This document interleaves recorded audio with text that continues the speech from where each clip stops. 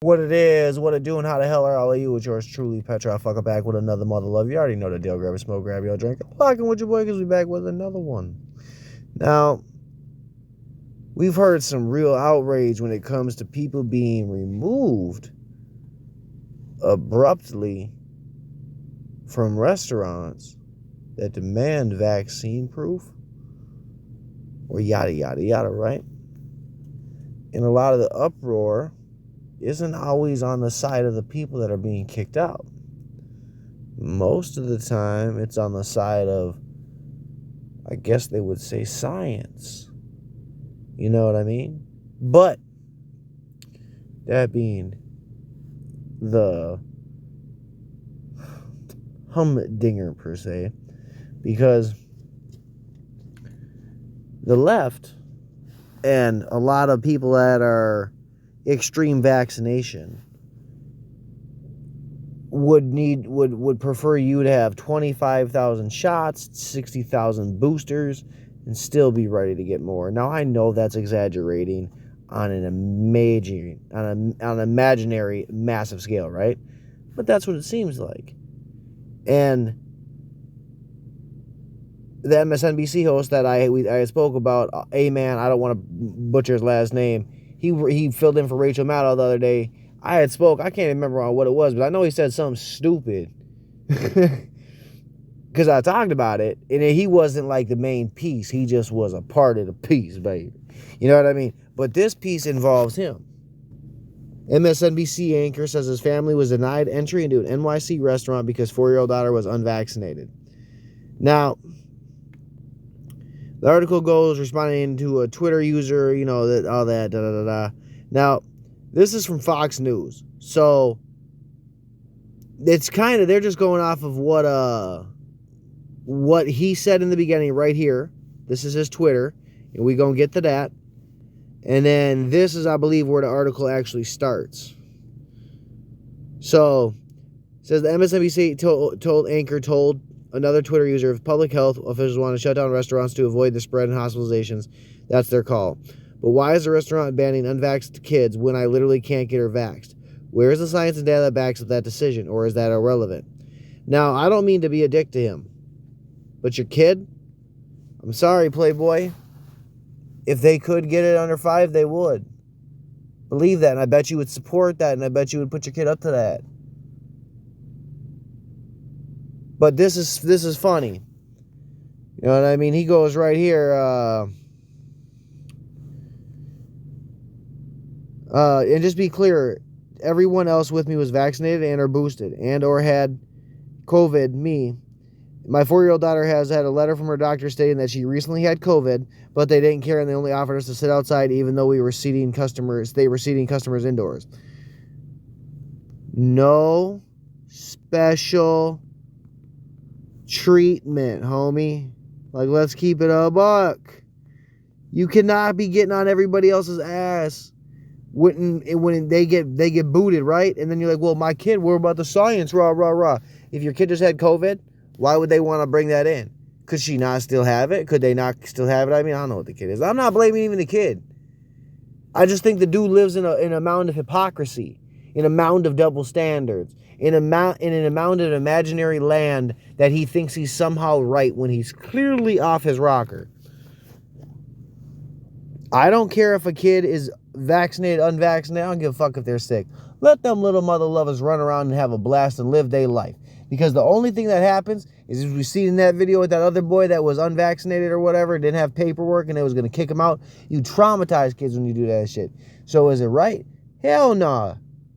No place should be putting in vaccine mandates, this, that, the other. But he can't be saying, oh, so you can't do it against my kid, but you can do it against everybody else. Nah, bro. It's not rules for thee, but not for me. It's rules for everybody. Or you are an asshole and everyone else that follows them hates you, I guess.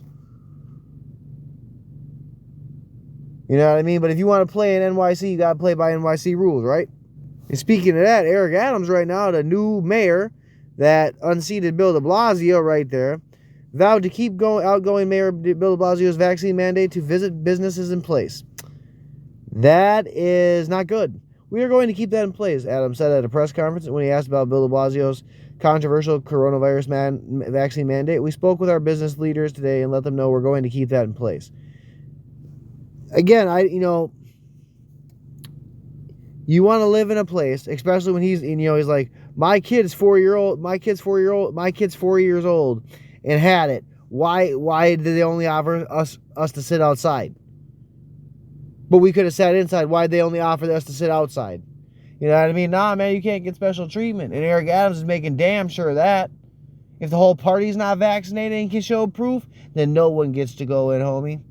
And that may be a fucked up set of terms. That may be a fucked up game. But if you live in those places that set those mandates, then you, by living there, I guess, agree to those set of terms, whether you like that shit or not. As fucked up as it is, and as trifling as it is, and as bad as I can feel for your kid, I think you just trying to ghost ride that bitch, you know what I mean? Trying to seem outraged about it, you probably really weren't, but you're like, I can get mad about this. I can say something about this. Rah, rah, rah. That's what it seems like to me. And I say it like that because dude's show is called American Radical. And this is his Twitter page. Now, he's not somebody that I would listen to. I just wouldn't. It's not my thing. And, he retweeted this. Stay indoors, but also return in person. Wear a mask, not that one. That expensive one that you can't find. Take rapid tests, which you also can't find. But if you find them, don't buy them. Rapid tests don't work. You need PCR. There are 0 appointments in your area. Now, I get there's like some sarcasm there. There's a lot of truth there. But I also don't think he cares. This man probably gets tested every day because he works at MSNBC. Every day. So, again, it's disingenuous. Oh, I'm for the people, but you ain't really with the people, you know what I mean? Now, this is the thread where he didn't get to go eat, I guess, or they didn't get to eat. They're going after that little place. This is where he says restaurants have a right to apply their own health standards. He didn't like getting turned away is really what it came down to. And that's not... it's not shocking. Why did you think you were going to get away with it? That's another question I'd like to ask. Especially if you see what they're doing in the media. This man's seen all those viral videos. How did he not expect that he would still get carded? You know what I mean? Come on now, bro. But if you keep reading some things I think this is what really made me think he was nutty. This is unbelievable. It illustrates as an, one underscore says how malicious and domestic extremist groups are winning since January 6th. They are doing it at school board meetings, what they tried to do at the Capitol 6th on January 6th. This is insane. This is from Ben Collins. Quick thread. A few weeks ago, I went to an anti-vax protest at a school board in Stockton, California. It was put on by a woman who was at the Capitol on January 6th. She called it a revolution. Some protesters alongside her had no idea. The meeting was wild. The protesters won.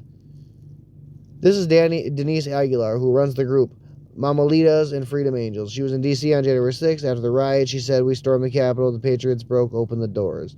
And we're going to keep going, especially in California. Now, see, it doesn't shock me that dude's going as hard as he is. I don't really need to play the things where, I don't need to play that. She's in California. Do you think that's not shocking when it says the crowd laughed? Do you think that's shocking? It takes balls to get out there and say that shit. And you just made her a little bit more famous. You know what I mean? You just brought that story to how many more people's light. How many more people in California that sided with what she was thinking. Now you know where to find her, know what her name is, and know what's popping. You know what I mean? So it's a double-edged sword. Publicity is good either which way. Now, he said, where's I think is this one? Nope. Right here. So apparently Twitter will suspend you for spreading misinformation about a pandemic that scientists are still trying to figure out in real time, but not for anti-Semitism, Islamophobia, threats of violence, or spreading misinformation about our democracy. So they've never suspended Ilhan Omar or AOC or Rashida Tlaib or Pelosi or Schumer. Damn, I guess the list can just keep going because they've all said some pretty wild shit. But when I think of AOC, Ilhan Omar, or Rashida Tlaib, they love to go after Israel.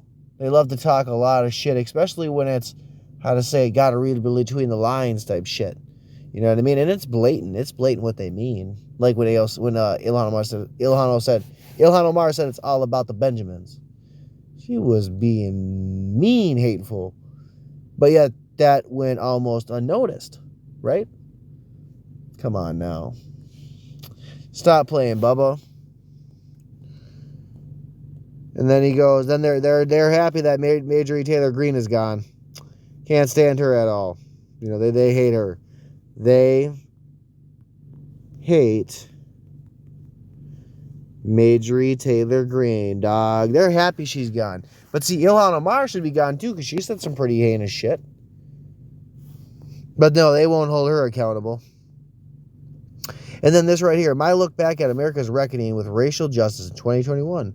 From a Fox outrage over CRT and the removal of the Confederate statues and attempts to hold the police and others accountable for killing of black people in this country, even though more white people died via the hands of police. But they don't want to talk about that, though. No. The statistic's racist because it's an FBI statistic. It's a fucked up statistic, but you can't say that because no, gosh, fuck, man. They will get mad. And by them, I mean white privileged white people and extremely mad leftists. But see, right here, as the first anniversary of January 6th protest approaches, I highly recommend MSNBC do about Trump loyalist Roya Zamboylan, who died. Who was this? Oh, so somebody did cover it. How one woman fell prey to Trump's radicalization tactics. And that was from MSNBC. Oh, a little spicy. Oh, man, the Trump hate is so thick, bruh. He gave Fauci more airtime. You know, he's rock solid with Rachel Maddow. So, I mean, I ain't got much more to really say about this clown, bro.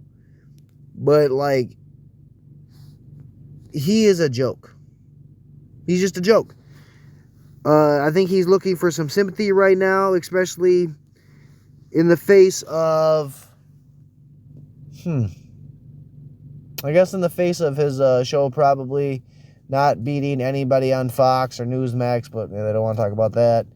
You know, he's got to interview Fauci. He's got to interview all the big wig names that he knows. Oh, MSNBC will get that person locked in. Oh yeah, we'll give them their 5 more minutes to talk some shit. Oh yeah, that's really all it is, bro. I'm not saying, like I said before, I feel bad for the kid and that shit happened. I'm gonna say that again. But I think dude is a lying piece of shit. I think he's disingenuous. I think he gaslights. I think he acts in bad faith. I think his show is a joke. I think when he says people were trying to, they weren't understanding what CRT is. Nah, it's pretty motherfucking clear. Everything is through the lens of lace. The lens of lace. The lens of race. It is not hard to look up the actual paper written of CRT. I recommend you do it. It's not hard. You got to download it to your phone, but a few first pages make it very clear what it is. And it is not what the left is trying to spin it as. It has nothing to do with history. It has to do with teaching white kids that they're inherently racist for everything and anything. That is what it is. You already know what it is. Peace.